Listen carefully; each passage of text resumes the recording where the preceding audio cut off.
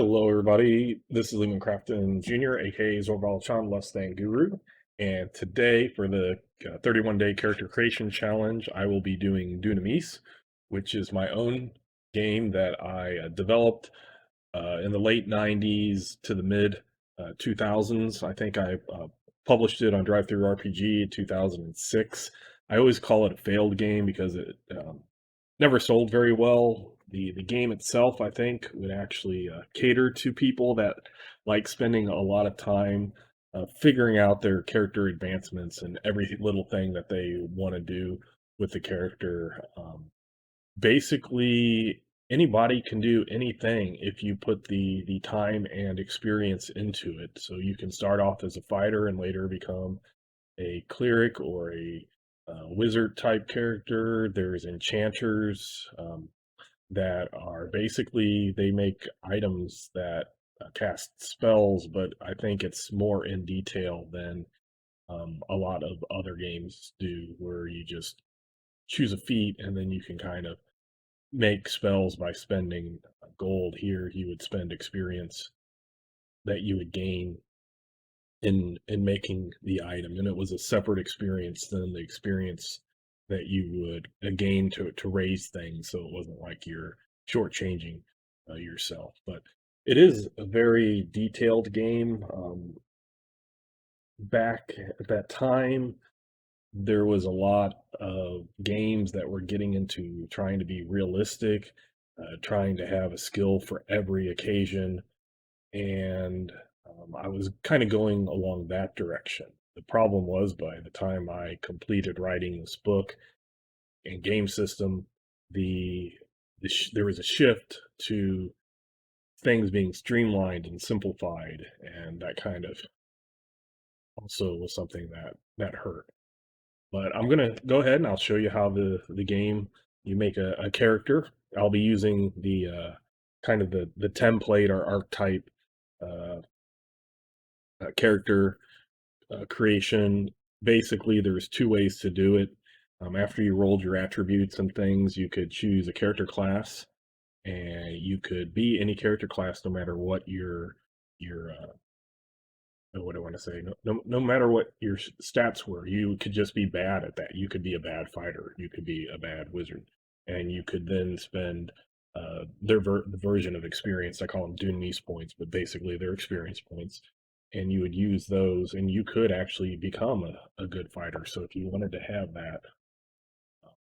that trope of starting off bad and becoming good at something, it was very well done in this system, I believe.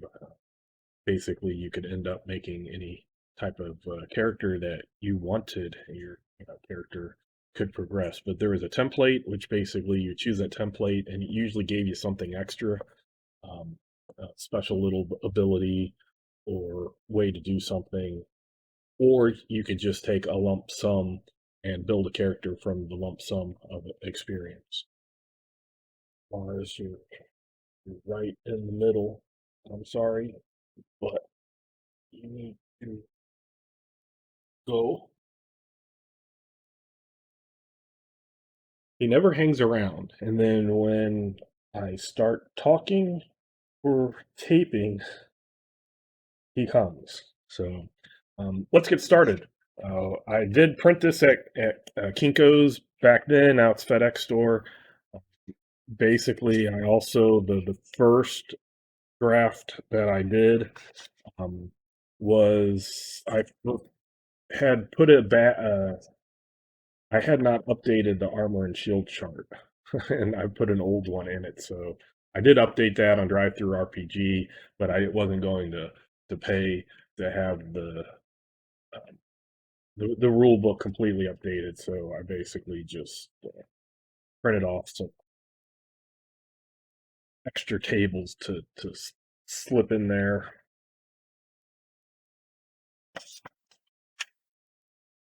So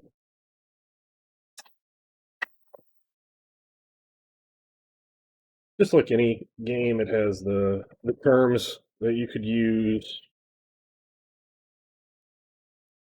and stuff like that. So the first thing that a a person would do is they would pick a race, and the races that I allowed were Amazon, a Canaan, which is a wolf type creature, a dwarf, the elf, which was like a magic using elf,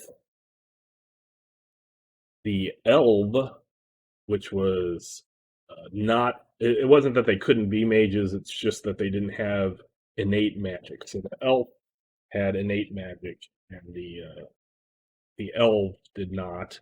The Gelfkin, which I've mentioned before, were kind of my version of halflings. I don't like halflings. I don't like gnomes.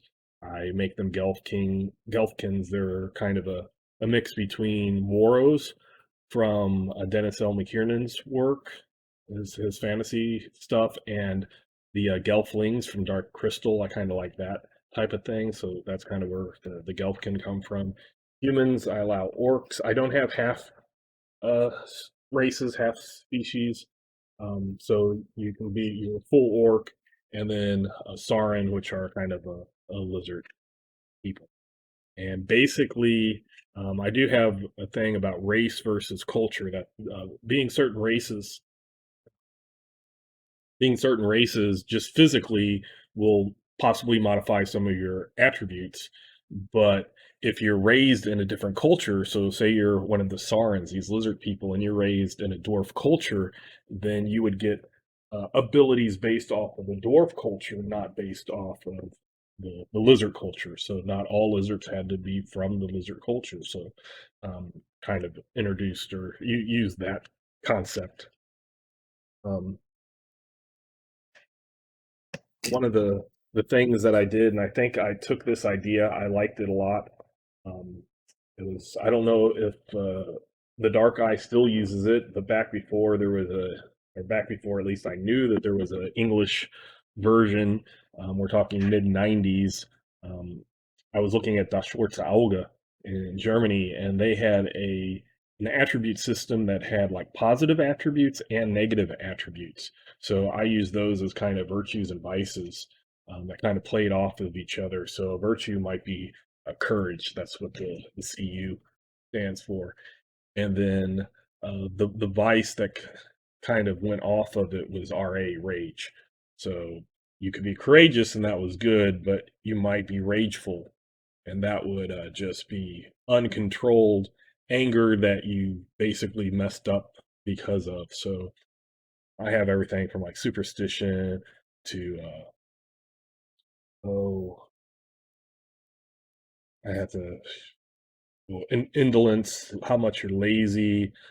Basically, here they are: courage, the virtues, the good things are courage, mental strength, intuition, charisma, hand dexterity, body dexterity. I did kind of break those apart. If I was doing it again, I'd probably just combine them. I agree that there is a difference between hand dexterity and body dexterity, but for a game kind of streamlining it, I probably wouldn't do that. Physical might and then spiritual power. And then the vices are superstition, indolence, impatient, phobia, curiosity, greed, rage, and pessimism. So it's kind of that type of thing. So I have been making humans. So even though I have lots of different races, I'll go ahead and I'll make a human.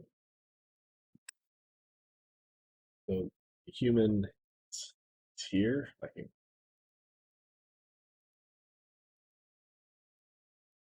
get the focus. Sometimes I don't understand why the camera sometimes autofocuses and sometimes doesn't. So I had maxes. These were the highest that you could get. And then uh, hair color charts for all the hair color, height, weight, and stuff like that. So it looks like I have to actually go back maybe a little bit further to determine how to do those attributes.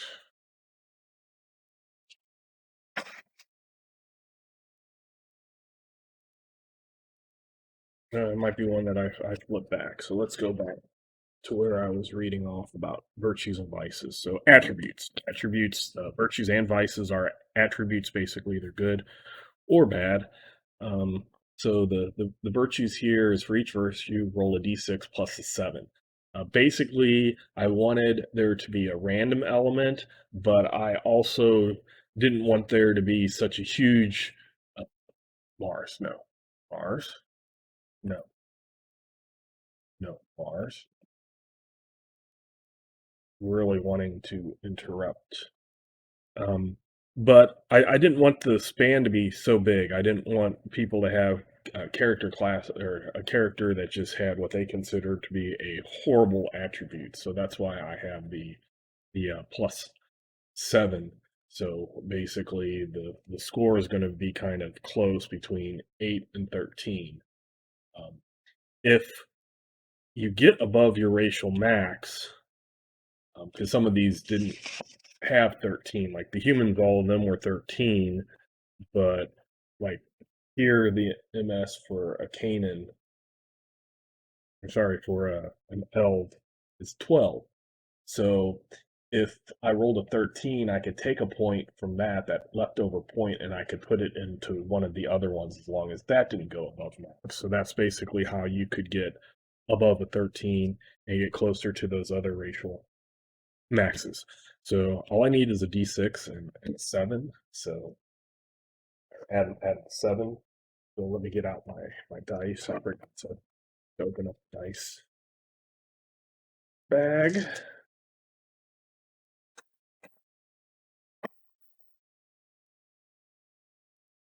And we'll roll our d7. So basically, we're doing courage now. So I'll go ahead and I'll put that down here. Courage. So 4 plus 7 is an 11. Courage is what is not just things like going against fear effects and things like that, but it's also initiative. My initiative is linked to courage. Mental strength, so that's really high. That's a max of 13, so I hit my max. And you could do what I call, I think it was breaking through. You could break through that max. It would take a lot more Dunamis points. Basically, if I say experience points, I mean that. That would probably be another thing I change. I know a lot of games will, and including myself when I designed this, I didn't want it to seem like D&D, even though it's a fantasy realm. So I broke away from using different terms. But really, those terms are so generic now, kind of like you know, a Kleenex instead of a tissue, facial tissue, or things like that. So I would probably just use experience from now on if I were to redesign this. But basically, you could spend more to try to break through that, and each one that you would break through would cost more. But you could actually make yourself become somebody who is more than human or more than elf. It took experience and power. That's kind of why I call them dunamis points. Dunamis is a Greek word for power. It was later used as kind of a Christian godly power, but the original meaning was just more or less power. So that's what I used. But you would gain power and you would break through and you would become something that is just more than mortal, basically. That's the concept I was going with. So let's go with intuition. Intuition would be a 10. Charisma is also a 10. Hand dexterity, I got a 13. Body dexterity is low. That would be an 8. So this would be somebody who would be good at, say, picking locks or hand-eye coordination, such as shooting a bow or things like that, but it wouldn't be somebody who would be acrobatics and doing flips and climbing and things like that. So that's kind of where I did the split between the two. Physical might, 12, so that's not bad. And spiritual power is a 4 plus 7, so 11. So not too bad. A couple of maxed out stats of mental strength and hand dexterity, uh, pretty close with physical might, and a decent spiritual power and courage. So this could be anything from a wizard to a warrior and a say a burglar as opposed to a thief. So there's lots of choices I could go with here. Uh, but then I have my vices. So on your vices here, you roll a d6 and then you add one. So the again the score is more random because it's only a plus one, but you don't get up to that 13. I kind of wanted to keep the vices lower, and they act as a penalty, or basically, what a game master could say is, say, you were in a situation and there was a lot of gold there, and the gold belonged to somebody else, and you were hired to like, say get that gold and bring it back, but you had a high greed. If you had a high greed, the game master could say, make a greed check. And I didn't have alignments because I felt motive was a good thing, a better way. I've talked about it before. I think motive and why you're doing things is important. And here also your vices would be things that the game master could have you roll against and check. Normally, I think it was kind of like old school D&D. You'd roll a d20, and then if you rolled under it, you succeeded. And what I mean by succeeded, it was your attribute that succeeded. So if I had a 7 of greed, the max, if I rolled my d20 and here was a 14, my greed failed. So I was able to not be greedy in that instance. If I would have rolled something lower, say, just put it, say I had a 7 and it was a 7, then my greed, the vice would succeed, not necessarily my character. So it was your virtue that succeeded and or your vice. And sometime a vice would be subtracted from a virtue to give a number and things like that. So there's different combinations that game masters could come up with.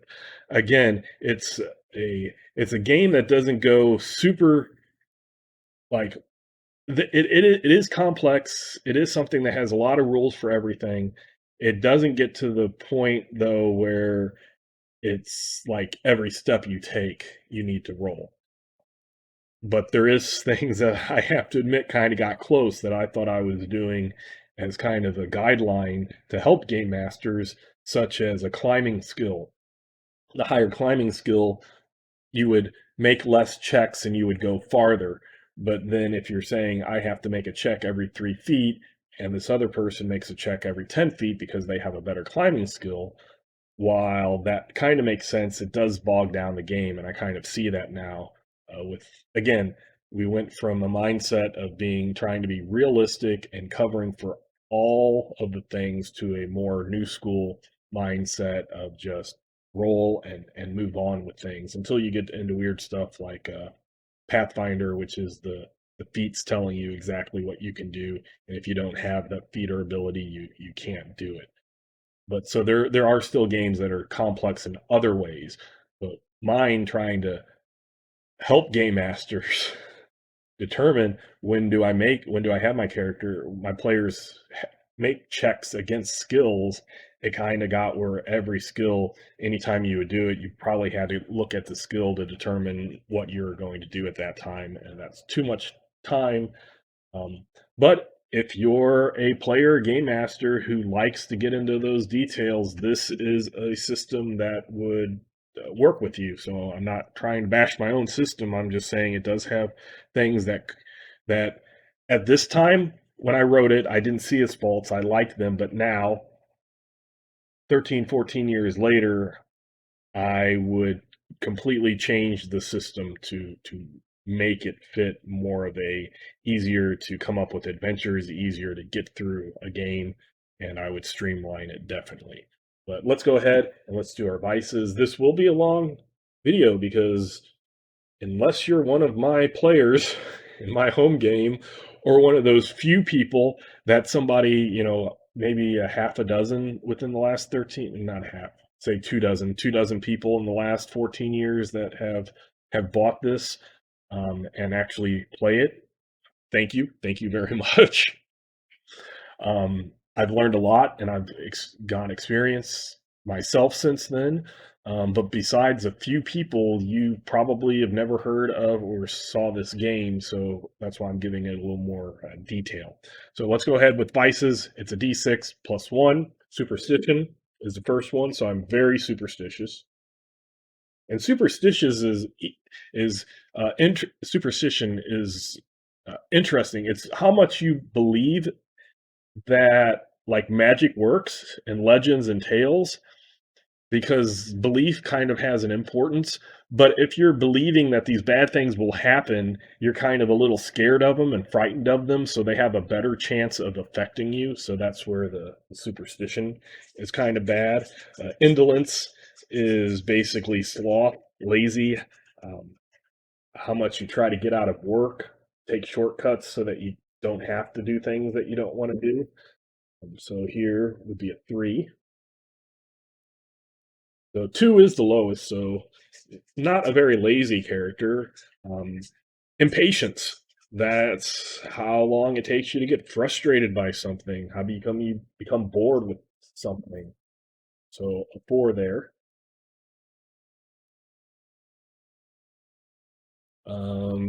PH is your phobia. So not very afraid of things.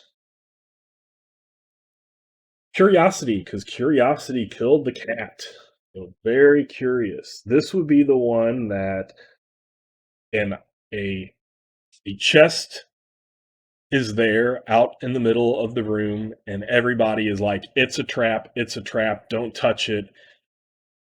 Hey, everybody, make a curiosity test. Oh, you rolled under your curiosity. You really want to open it. So that type of thing. Greed, I explained earlier. So it is pretty greedy. So right now, I am superstitious and curious and somewhat greedy. Rage, how easily upset you are that you cannot control. So not easily enraged. And then PS is pessimism, how easily discouraged you become. So there you go, four. So uh, a, a courageous, smart, dexterous with your hand, strong spiritual person who is superstitious, curious, and a little greedy. So he kind of can take those. So I got those, and then basically I broke up skills into categories of closer so you can maybe get that as a if it'll come into focus.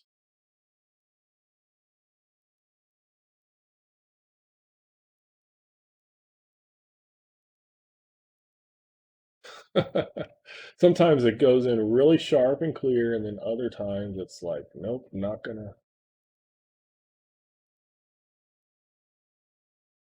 play.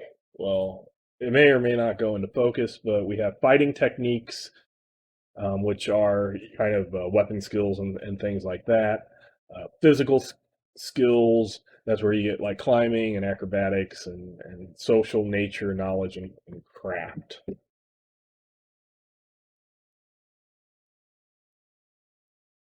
There we go.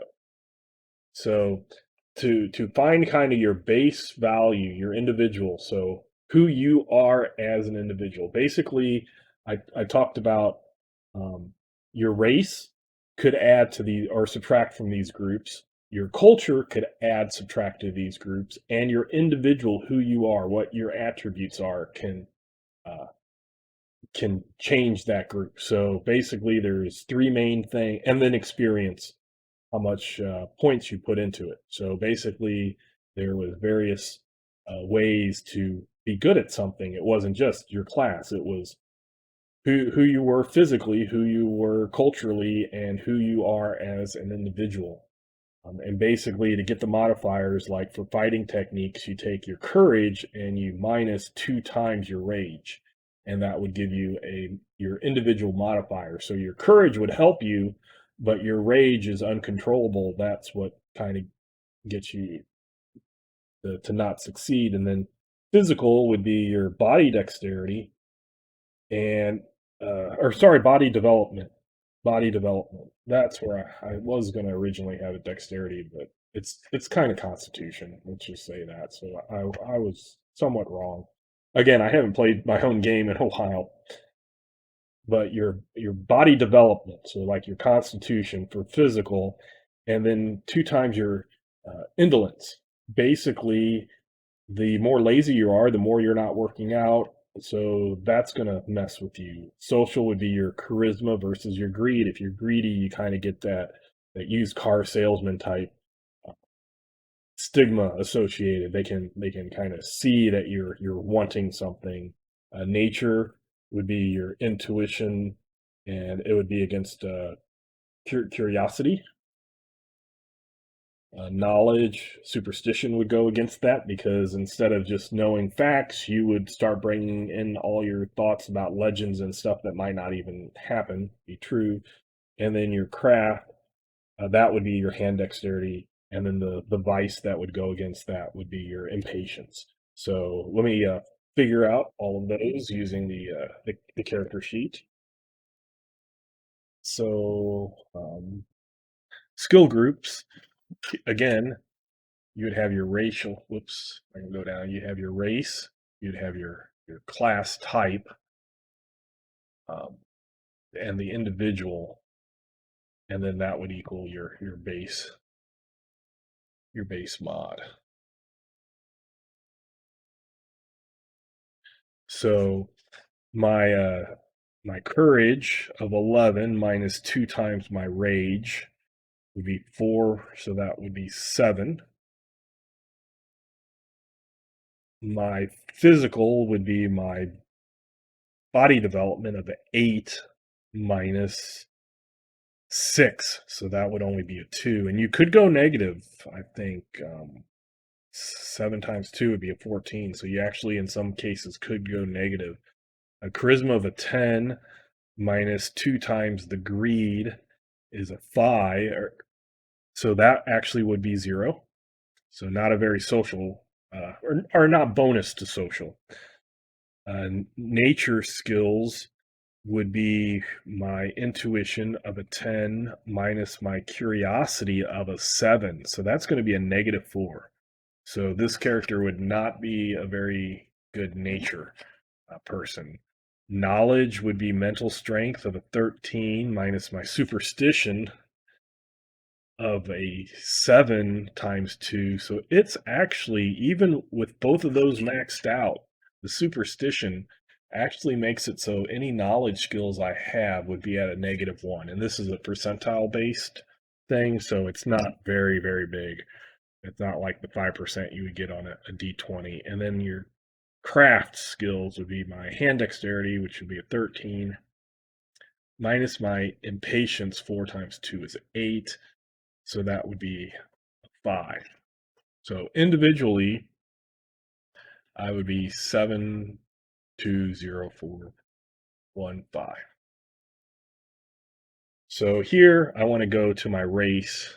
And I think that actually is whatever race you grew up with. So it says, if I look here, maybe it'll go into focus, race versus culture.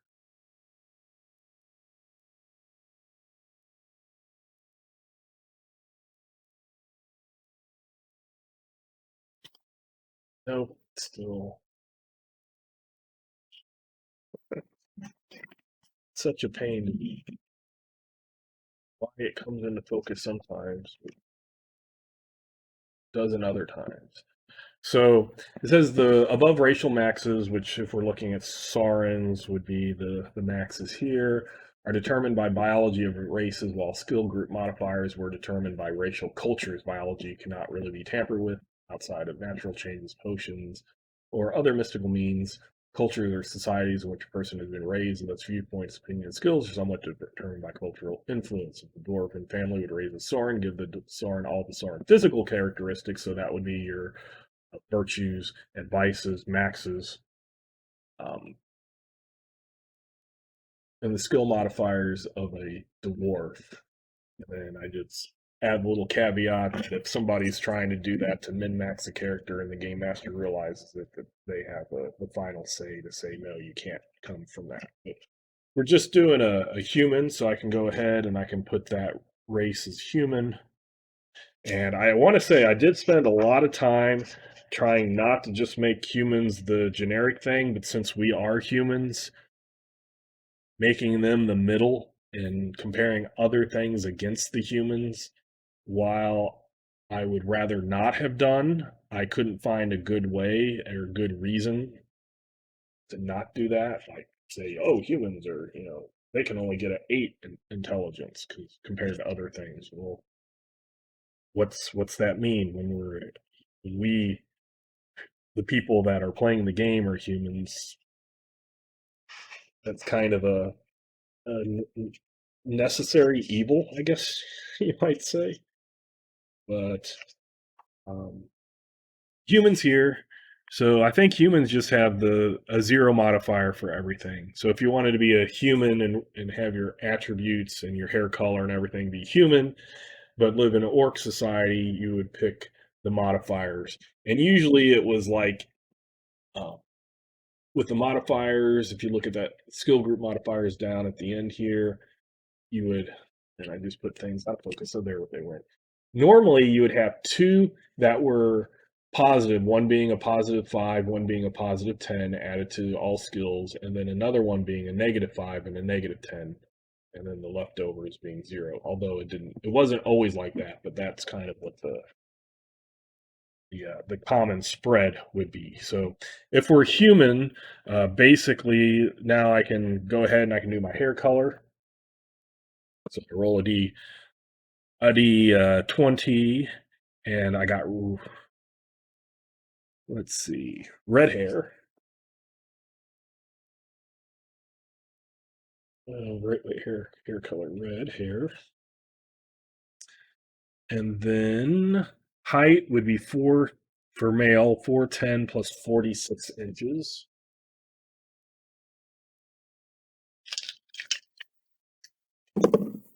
Very tall. Well, so that's a foot, so that would be 5'10", 11, 12, so that would be 6 feet 5 inches, 6'5", so even taller than I am in real life. 6 foot 5 inches. I'm 6'3" for if you wanted to know. Stones was a game. Like when I'm looking at weight here, I use stones as a common weight, but it's not English stones. It's basically 2 pounds is a stone. So I did not take that from any English thing, but I was again trying to go for something different. I would probably just keep it pounds if I was redoing this again, or even make it kilograms if I wanted to go metric. But the height in inches times 2.2 would be the pounds. So this is a game that if you pull out your calculator, would probably help you. 6 feet is 5 times, or 6 feet would be 6 times 12, so that would be 72, 77 for 6'5". So if I took 77 and I times it by 2.2 again. Oh, it is bad when you have to pull out your calculator for character creation. That would be one of the things that I would try to not do in the future, or not do as bad maybe. So it's 169.4 pounds. 169.4 pounds. And I will admit, when I was starting to make this, I was a skinny little thing. I would probably definitely change that calculation to be more realistic. I guess people in my world did not eat very well. Let me just do that again. 6 foot 5 inches, so 6 times 12 is 72 plus 2.2. So yes, 170. It's 6'3". Wish I was a little bit closer to to that. But we'll continue. Um, hair color, eye color. Interesting. I don't have that. Now, one thing I did tie to races was life points, the equivalent of hit points. So, like the orc would have 35, whereas the human would have 30. And like the Gelfkin, I think was the lowest at 25. I want to say maybe the Sarans with 35. I think the dwarves and the Canaan were probably the toughest at 40. Yeah, or the had the most. Yes, at 40. Elves were also 25. So actually, the lowest was Gelfkins at 20.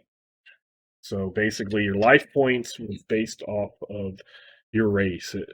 Um, and that score never went up. I gave shock points, which were kind of like SDC points and Palladium, um, but I had those able to go up, and those were based off of your character class, basically. But the life points did not go up, and once you started taking life points damage, you started your skill started getting affected. Uh, I think did I have charts for? I thought I had charts for hair or for eye color and stuff based off of hair color.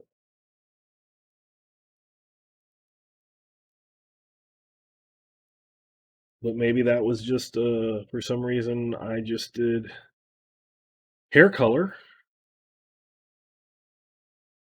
and did not do eye color. Interesting. Strange choice, and I wonder why past me was like, you got a roll for your hair color, but you can or scale color, fur color, but you get to choose your eye color. Interesting. Huh. There's different mystical resistances. I did have magic, and whenever I say mystical, I mean magic, divine, and psionic, psychic powers. Basically, whenever I wanted to talk about those three together, as if something can only be affected by this, and instead of each time saying or only saying magic, and then people go, does that apply to divine and psionics, or having to say magic, divine, and psi? I basically encompassed those three things and called it mystic. So there's three different mystic resistances: one for magic, one for divine, and one for psi. So um, the base of it would be for mystic for magic would be your mental strength minus your superstition, which were two of my high ones. My mental strength was 13, but my superstition was 7. So 13 minus 7 is 6. So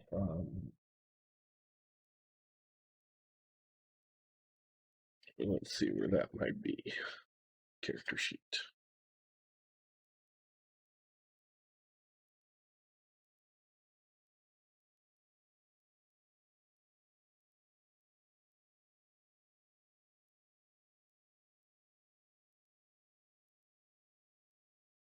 Ah, now I understand. Sorry. There were 3 different ones, but that um, how I did it was this. And again, it's been a long time since I actually game mastered or read my own rules.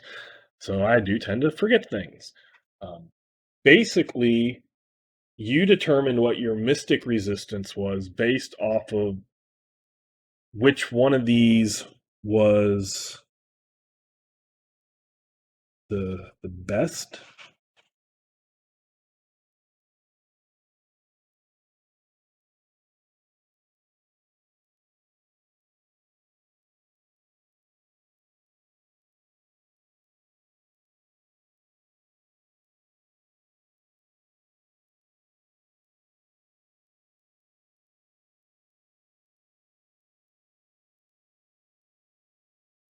Or maybe it's only for mages. Let me read this. Certain mystical effects can be resisted by their targets. Not every or even most effects can be resisted, but some can be.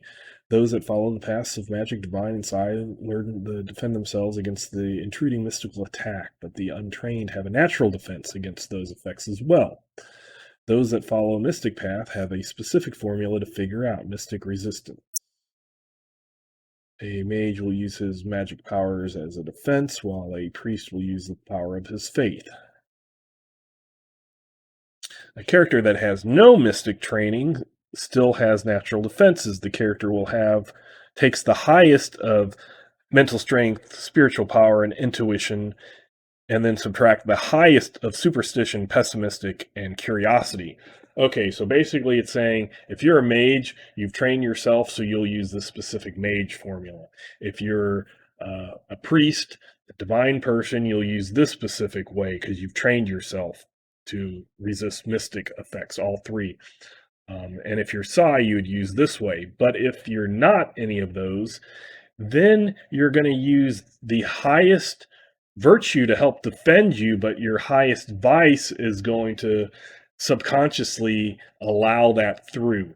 So basically, I'm going to have to pick a character class. Now, what I'm looking at is I have a decent courage, a good mental strength, a decent hand dexterity, not very good body development, but a good physical might. So I might be whatever I made as. I'll see if there's a template for like a sword mage. I've done the sword mage in D&D Fourth Edition. I'll see if there's some type of mystic warrior class. So here's character classes that I made. Basically, when you choose the the template, the class, there's lots and lots of classes. They each get something special, and I think I even just call them special. Like here, the archer special. The archer's training grants them a percent equal to 3 times their fighting technique focus level to all missile values. So all their missile values will increase. I broke them up into broad categories of arms. I think then it was daring would be your entertainers, your rogues, healers, pickpockets, rangers. I have in that sailors, scouts, anything like that. Divine. There were what I called the beloved, which were the devil worshippers, which I found to be a creepy type of twist on that. Druids, Clot, which were kind of a dwarf underground earth druid, priest, servitors, which are kind of elementalists, and warrior priest. And then for magic, I had the adept, which is a natural innate. They get magic innately. Enchanters actually have to put their magic into physical objects. Hinges is kind of a jokester mage. Shaman, sorcerer is kind of it's not the D&D spontaneous magic. It's a uh, using magic to benefit themselves over others. Um, the warrior mage and the wizard who studies, and then the mind would be the mind twister, the psychic, the psi warrior, the racial psi, which they use the culture that they've been brought up, and that influences their psychic powers a lot. So I did find I had that magic warrior class here, the warrior mage. So I am going to choose to be a warrior mage. So it says the warrior mage believes a good strong sword arm complements the ability of the mage. Skilled in battle, she deals destruction by means of both magical and mundane. The warrior mage enjoys the closeness of combat, and therefore many spells they use are enchantments of their fighting abilities. So here I have my skill group modifiers. So being a human, my race culture that I grew up with gave me zeros, but my fighter is going to give me a +5 to fighting techniques, 5 to physical, 0 to social, 0 to nature, +5 to knowledge because it is kind of a mage character, but a -10 to craft. They're not ones that would be making barrels and sewing and any type of thing like that. So the special is the warrior mage gains a bonus equal to his mystic magic. Basically, I had a skill groups. So there were I explained earlier there is various skill groups: fighting, techniques, physical, social, nature, knowledge, craft. But then each of the mystics also had one. So the mystic magic, basically, and if I look here, skill group foci, here. Normally, if you're one thing, you would start off with a level 3 in it, but if you were two things like a fighter mage, you would start off with a 2 and 2. And this is using a similar system to the base cost that I explained when I was doing my adventure quest. I called it a DPM here, a Dunamis point multiplier. So it wasn't just 1 point or 2 points to get to two, three to get to three. You took that and then you times it by something. And fighting techniques were 100, but Mystic Magic was probably higher, and I might have that later. I have to find out. But my level of fighting is 2, and my level of Mystic Magic is 2. So I write that here and here. So to get this to a 3, I would take the 3 times it by 100, and then that would give me 300. So I would need, and I had a little thing here that I would put, and you could, if you wanted to, you could put your leftover, any Dunamis points, experience points that you gained at the end of the adventure, you would put in two things. So if I had a 5 here, I would only need 295 left. But that's kind of how that worked. Going on, my skills. And this was a big character sheet. Here was the combat sheet, which you should just bring out, and all you would hopefully need would be your combat stuff here.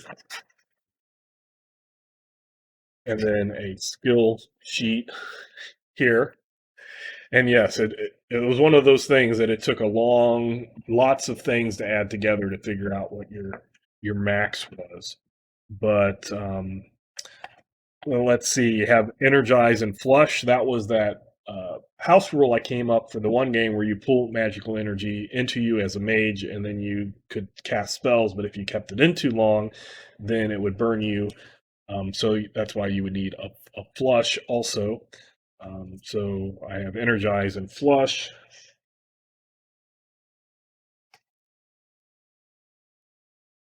At one each. And then gestureless casting.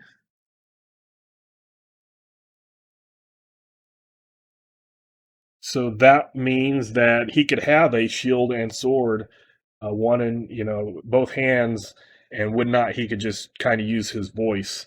And then sword, because he is a warrior, and that is actually at an 8.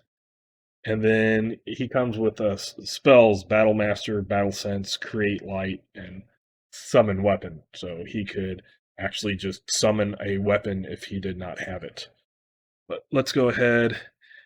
And the special is the Warrior Mage gains a bonus equal to his Mystic Magic focus level added to the level of any known spells in both the battle and healing spell groups.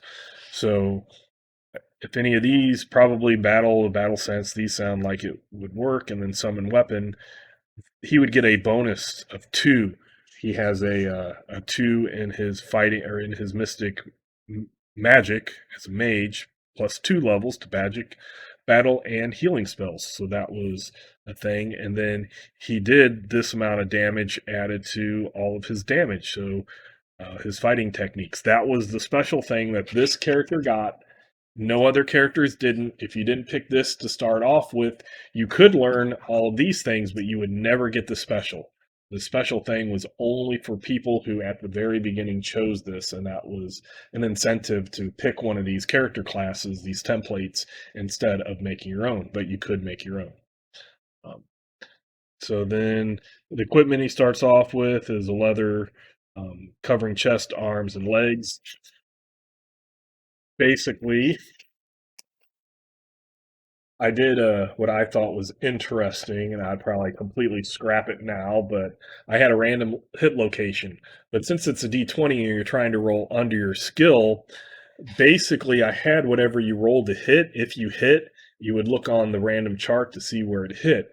So you would need to hit the head, you would need a 96 to 100 to hit that headshot, which meant when you added up everything percentile, you would need at least a 96 to 100. Now, there were ways to get bonuses and ways to get negatives to that number that you're rolling against, but it was hard. You would have to be skilled to be able to do a headshot. Otherwise, you're probably just going to hit the body. That's what the base there is. So the equipment of leather was for the chest, arms, and legs. So the body, I guess I probably could have used the same term. Arms and legs, and not the head. And then a knife and a sword. So I got weapons and shields here, knife and sword. Magical maximum magic points is my MX times my mage level times 10. So my mage level is a 2, my MS was a 13, so that's 26 times 10 would be 260.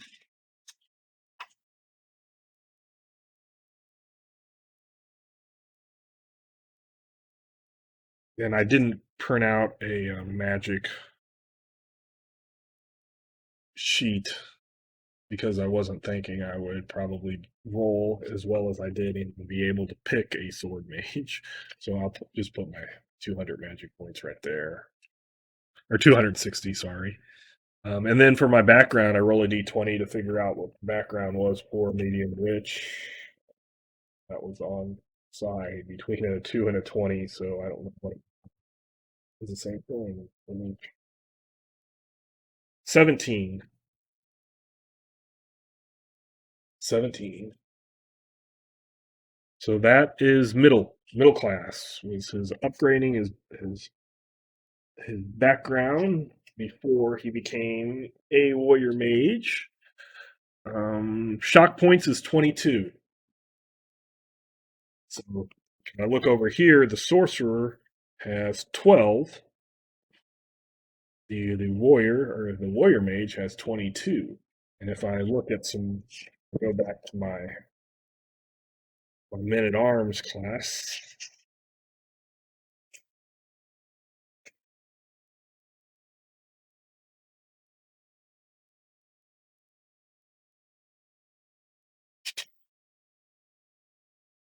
So if I was just going for like a warrior, the warrior has 20, the swordsman has 18. So it's a little bit more, but the warriors and stuff they usually get like a level 3 fighting technique, and they get more types of sword and skills. So here the knight also gets 22. And again, when you're talking just a couple of points, it just like D&D or other systems where you start getting up that high, it it can help. So shock points was 22. Character speed was their body development plus their life points. Basically, that helped determine life points. Also help determine the race, what your normally how far you could run. So my 30 plus my body development of 8 was 38, and pace is about 3 foot. And you could do all these derivatives. Carrying capacity was your physical might times 10. And quarters, a quarter was a quarter stone, which meant a half a pound. Again, I would probably change all of that stuff just to be straight earth uh, earth things, whether it's a kilogram or a pound, that just make it easier. Your swimming level is how many paces you can swim. So that made that part interesting. Here, the life point difficulties were based off of how many life points you had, and there was a chart to go off of that.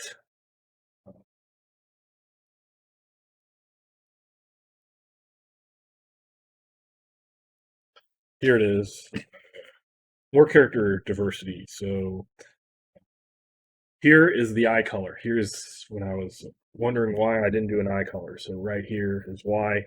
You look at what you were. So I was a red. So I roll a d20. 14 means that I had brown eyes.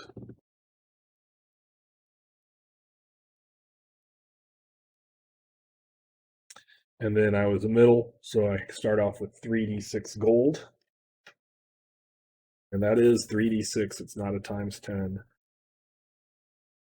I tried to make bronze and silver and copper pieces and things like that be worth more.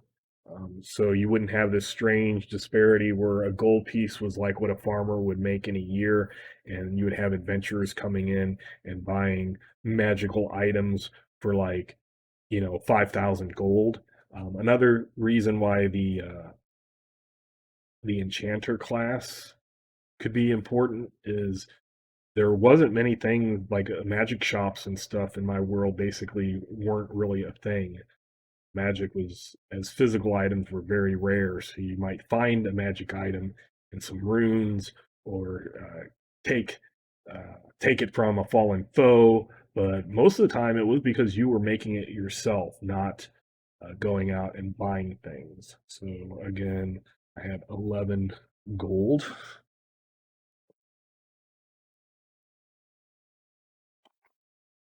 there. And then I even did when made a chart for if you wanted to figure out when your birthday was. So a d20 and a d6. So that is a 1. So that is July. Oh, sorry, a 1 and then a 5. So the fifth day, and then a d20 for the month, 13. So February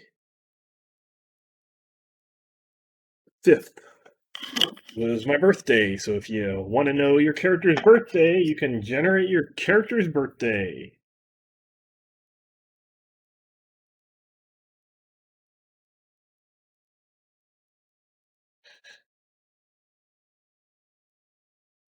Shock points were something that you could buy. So with my 22, the the Dunamis points for shock you would write here, and then the Dunamis point multiplier was 2, which was the cheapest thing. So if I wanted to get a 20, if I wanted to raise my shock points up to 23, it would cost 46 points, basically 22. To get it to 23 would be 23 times 2, so it would be 46. So it would cost 46 points. That's something, again, that I would probably make a little bit easier, maybe group them in sections of 5 shock points or something, so it wasn't nitpicking too small experience points to get to times by something and do that. So it's just things that I kind of think about. I went through how you would improve skills, how you could gain skills, how you would gain abilities, how you would advance these focuses. Again, or foci, again, each focus had a different DPM. And I showed you kind of how that 2 to get it to a 3 would be 100. Talk about age, and then I think I get into skills. So again, it goes off of cultural background, your character class, and the individuals. Those were the three. And then one thing that I am, out of as much as I'm saying I would like to change this and I made it too complex, and that one thing that I'm very happy for is every single thing I give an example. I think a lot of games out there, they might give you a simple example, and then there will be a lot of things that you don't get an example for that the game master might have questions about. Here, I tried to give at least one example, and I didn't always make it a simple example. I added certain conditions so that the game master would be able to figure out that type of thing. So here was my big skill list of all the skills. The way that I think about things now, I probably would get rid of all the skills and just keep the skill categories and streamline it that way and make the game move faster. But here, basically, each weapon, like a sword, I had three stats associated with every weapon or every skill, basically, not just weapons. All skills work the same, no matter if you're swinging a sword or singing a song. So basically, what would happen is like a sword, I chose it to be the three virtues of intuition, hand dexterity, and physical might. And then you would add these three attributes, these virtues together, and you would get a base number.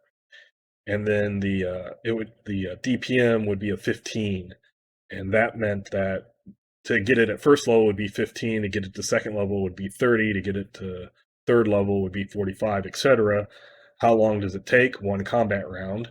Um, so you could do one of those each in a combat round, and then kind of a little way to do that. So basically, that's how every skill works. So I didn't have a lot of skills, so I will go ahead and show you how uh, that skill would work. So let's just do the sword. Let me bring that up a little. So I have my sword skill, and it's an 8. The type is a fighting technique. I put the little F there.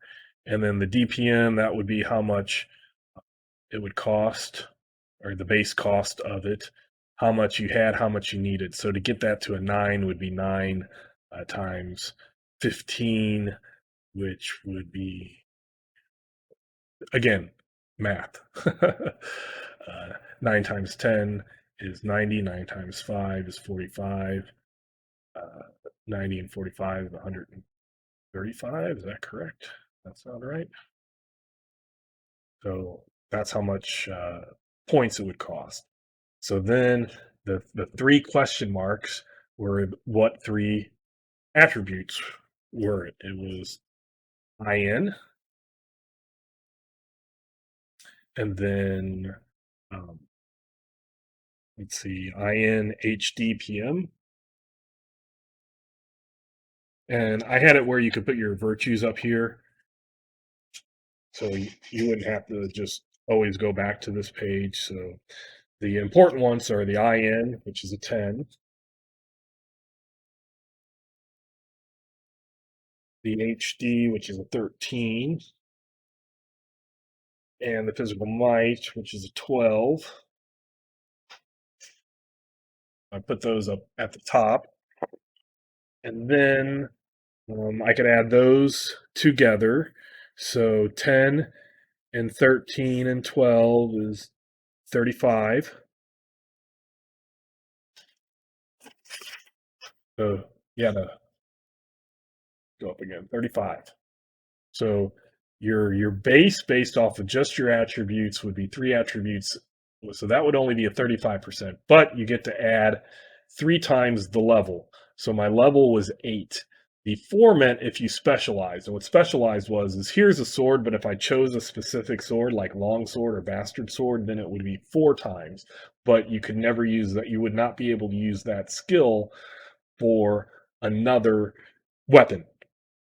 So you would just use whatever the base was. And that is another failing of the system because anytime you wanted to do something, you could do certain things as long as they weren't skills that could not be used untrained, but you could use all the skills that were allowed, but you would have to calculate things on the fly. So either I should have did a skill sheet that had every single skill, or what I should have did was made it so that the system was a lot easier to calculate. But again, things add up nicely. The math is there. I felt and feel like the math is good. I just don't think that it's makes it easy, if that makes sense. So 8 times 3 is 24. So that would be 24. And then I get my focus times 3. If you remember, my fighting technique focus was 2. So 2 times 3 is 6. And then if I would have any type of modifier or bonus, then I would do that. And then if I was carrying too much stuff, it would be hindrance. So that's what the H is.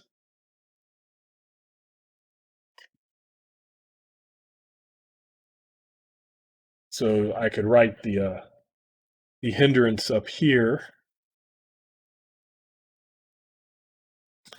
and then I could subtract that if you carry too much, and that was a way to prevent the people that for having tons and tons of stuff. So basic, I'm not going to have a mod, I'm not going to have a bonus, but if I take the 35 and add it to 24 plus 6, which would be 30, that would be a 65. So a 65% chance to hit somebody.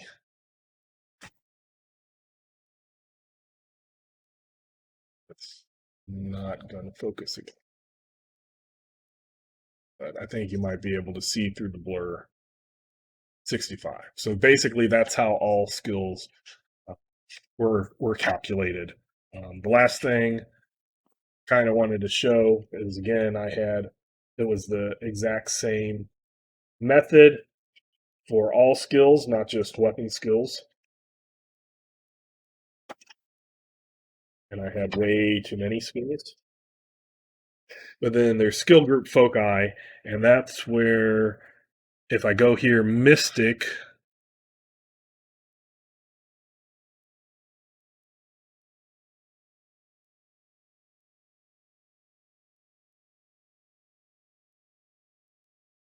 and interesting. Oh, Mystic ones are down here. Sorry, I was like Mystic. It doesn't have a number. Magic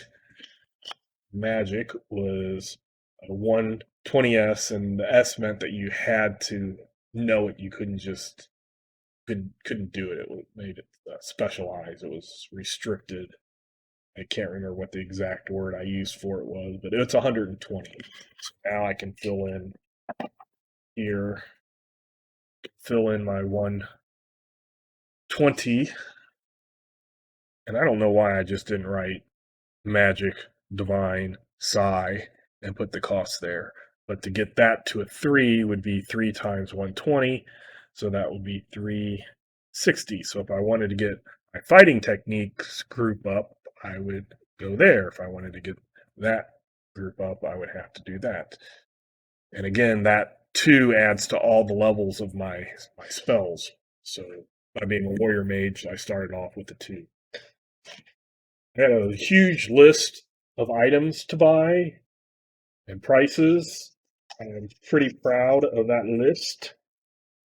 I go through how combat works, and this might be something that I do for review, but I did kind of want to show um,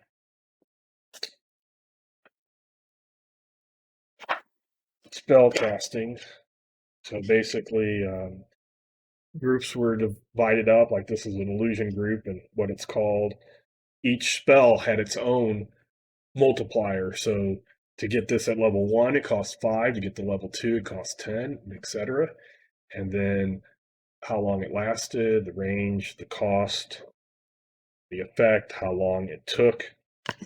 One thing that I did is I allowed you to do multiple actions in a round. You could do your one action and you just roll against that 65, say I'm swinging my sword. If I wanted to do another one, then they both would have, you would determine basically the first one. If you wanted to do more, your first one would give you a negative or 10% added to the die roll. So you had a 10% chance more to miss. If you did another one, your next one would be 20 and you did 40, etc. And you could keep up basically, each one doubled it. And I kind of went crazy here, but you would choose when to stop. And if you failed, then your next round there would be negatives happening. And again, that is something that you would have to remember between rounds. And I see that it wasn't too good, but I was trying to give that sense of trying to push the envelope, figure out how many extra things you wanted to do. And these were if you were doing something that was based off of a D20. Divine prayers were based off of D20s. So that would be it. You could swing your sword, and if that was the first thing you did, you would add your plus 10. If you then you would have to say I'm rushing. You would have to say I am trying to do more than I should. And then your sword swing would be at a plus 10. And then if you wanted to invoke a prayer, then the prayer would be at a 4. And then if your next action you wanted to do was swing a sword again, it would be 40. If you wanted to do a last prayer, it'd be 16. If any of these failed, you stopped there, and the first action on the next round would automatically count as being rushed. Kind of like you strained yourself, you exerted yourself too much. So just an interesting system. Had learned a lot. I learned a lot to do this. I spent a lot of time running myself and walking distances, and so it wasn't just things I was creating in my mind. I was having like races with people and pacing out distances for how far I thought I wanted a fireball to be cast, and things like that, like physically outside doing things like that, and doing a lot of math and figuring out statistics and things. And it all works in its way. It just was trying to do everything, and streamlining it, I think, would be a benefit. But let me go ahead and this warrior mage,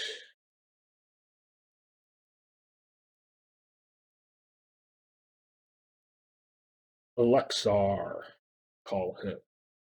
And this is my Dunamis character for day 13 of the uh, character creation challenge. I thank you for watching, and if you liked, you can like button. If you dislike, you can dislike the button.